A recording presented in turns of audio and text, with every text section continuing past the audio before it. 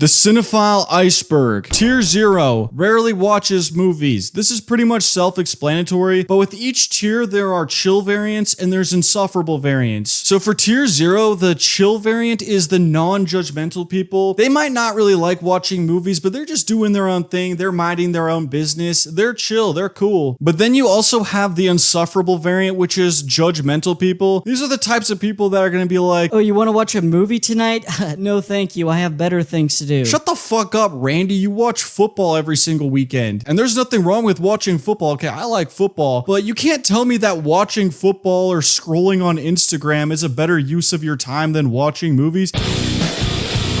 The casuals. This is pretty much your general audience and the vast majority of people who watch movies. At this point, we are now at the tip of the iceberg. Okay, so there's a number of different subcategories within tier 1. You have your blockbuster, rom-com, horror enjoyers, and your average Netflix subscribers. Have you ever been scrolling through Netflix and seen all these random ass movies? And you're like, why did they make so many movies? Who are these movies even made for? Well, the answer is the tier 1 cinephiles. It's the casuals. And I'm not even saying this as a bad thing, because the casuals are actually the most important audience for the movie industry to stay afloat. If you don't win over the casuals, then the movie theaters and the film industry in general will go bye-bye. The main chill variant of tier 1 are the open-minded casuals. These are the types of people who, they might not be super into movies, but if you're having a movie night with them, they are willing to watch whatever weird off-the-wall movie you're recommending to them, and they might even have a really good time watching with you. But on the flip side of that, you have one of the insufferable variants, which are the closed-minded casuals. And these are the types of people who are simply unwilling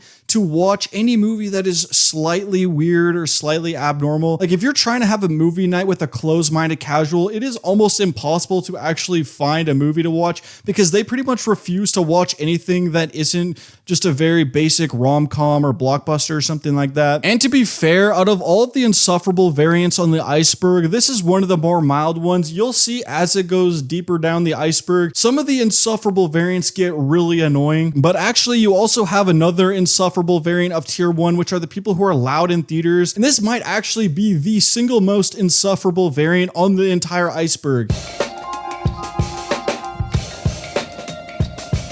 People who are loud in theaters, this goes beyond just being an annoying movie fan. These people are simply lacking in common courtesy, just absolute pieces of shit. The types of people who are gonna sit there in the middle of a theater and turn their phone on full brightness, littering popcorn on the ground and talking at full volume, just absolute scum, extremely annoying.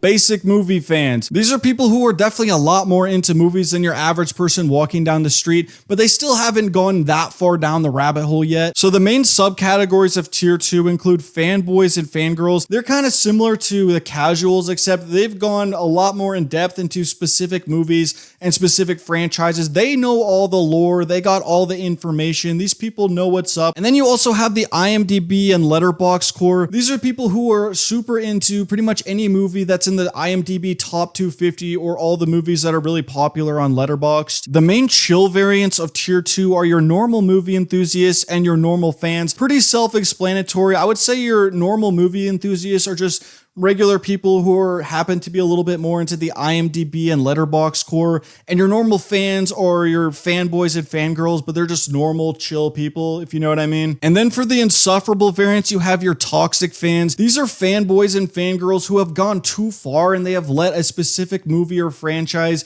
become way too much of a core part of their personality, to the point where they almost worship it. And honestly, toxic fans are some of the most annoying types of movie fans to deal with, because these are the types of people, if you criticize their favorite movie, they'll just start going ape shit on you and act like you just personally insulted them.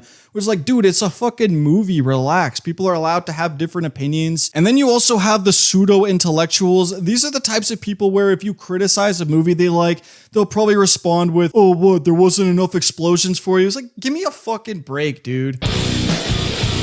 The cinephile. These are people who have really started to go down the movie rabbit hole at this point. The subcategories include the connoisseurs. These are people who are really into the classics and a lot of international movies. And the Sight and Sound Top 250 is pretty much the holy bible for this subcategory. You also have the genre enthusiasts, and these are people who specialize in one specific genre, and a lot of times it seems to be horror movies. These are people who have seen pretty much every single noteworthy movie in one specific genre. And then there's the movie nerds. These are kind kind of the jack of all trades of cinephiles. They'll just pretty much watch anything, whether it's some random B movie from the 1970s or a Marvel movie or a classic movie. They don't really care. The movie nerds will watch anything. And so the main chill variant of tier 3 are the hobbyists. Again, pretty much just normal people who are super into movies as their main hobby. They're just doing their thing. They're super chill. And the insufferable variant for tier 3 are the snobs. These are the types of people who have a superiority complex based on them sitting on a couch, grabbing a remote and pressing play on a movie. Don't get me wrong, a lot of snobs do have good taste in movies. They have a lot of good knowledge and recommendations, but at the same time, they just think of way too highly of themselves just for watching movies. It's really not that impressive. I mean, really the only difference between the hobbyist and the snob is that the snob has a superiority complex about watching movies, whereas the hobbyist just does it for fun. They just like movies, but they don't think they're better than other people for it.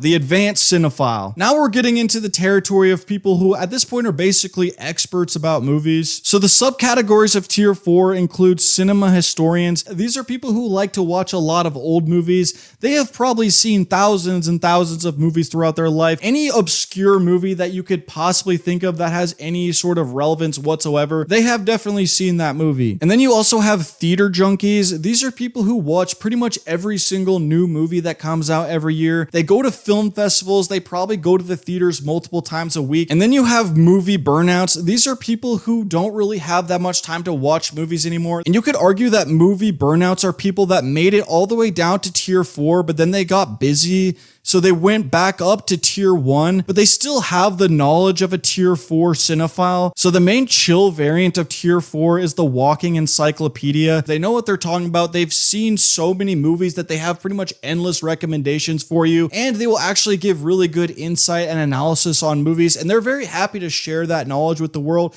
They're super chill. But then you also have the insufferable variant, which are the gatekeepers, and these are people who think that anyone in tier 0 through 3, their opinions are automatically invalid because they haven't seen as many movies as them. And in my opinion, this is a super obnoxious mindset to have because I think anyone can have an interesting observation about a movie. Film critics. Obviously, the main subcategories of film critics are YouTube critics and traditional critics, pretty self-explanatory. And the chill variant of tier 5 are the genuine critics. These are critics who are honest about their actual experience with the movie. They're not trying to pander to anyone. And the insufferable variant are the pretentious critics. These are people who think that critics are the only people's opinions matter and that the audiences are irrelevant, which I think, by the way, that is one of the stupidest mindsets you could have. I'm not saying that critics don't matter, but let's be honest, a movie is made for the audience. It's not just made for critics. It's made for everyone who watches the movie. I mean, I definitely think that critics are really valuable to the movie industry, but to say that film critics are the only opinions that matter and the audience is irrelevant, that's completely ridiculous in my opinion. Filmmakers, people who not only watch movies, but they also make movies. So yeah, you have a lot of the obvious subcategories like the cast and crew, the producer, the writer, the editor, composer, all that stuff. But the main ones I want to talk about are the auteur director versus the collaborative director. An example of an auteur director would be someone like Stanley Kubrick. These are directors who are very heavily involved in all aspects of pre-production, production, and post-production. They basically have complete creative control over the entire movie. And then you also have collaborative directors such as Steven Spielberg, for example, and they might be very heavily involved in the actual production of the movie, but they're pretty hands-off when it comes to pre-production and post-production. They're more so about working together as a team. And the chill variants of tier 6 are the people who are very passionate about movies and they're doing it for the love of movies. And they're also respectful to everyone on the cast and crew. And the insufferable variants are the people who are just in it for the money. A lot of studio executives and producers fall into this, although not all producers. There are a lot of producers who really do love movies and they're super important to getting a movie actually made. But there are also a lot of studio execs and producers who truly do not care about movies and they're only doing it for the money. And then you also have the tyrants. These are people who just treat everyone like shit on set. Your David O. Russells who just get in fights with people on set and are just total assholes. You have your Jared Letos who take method acting way too far. And even someone like Stanley Kubrick, where I love his movies. He's probably my favorite director of all time just in terms of his movies. but from what I've heard, apparently he was just a massive dickhead to everyone on set, so he probably would be included in this category. And then obviously you have those people you hear of who are the absolute worst people in Hollywood. You know who I'm talking about. For more information on cinephiles and movie fans, check out this tier list where I rank the worst types of movie fans.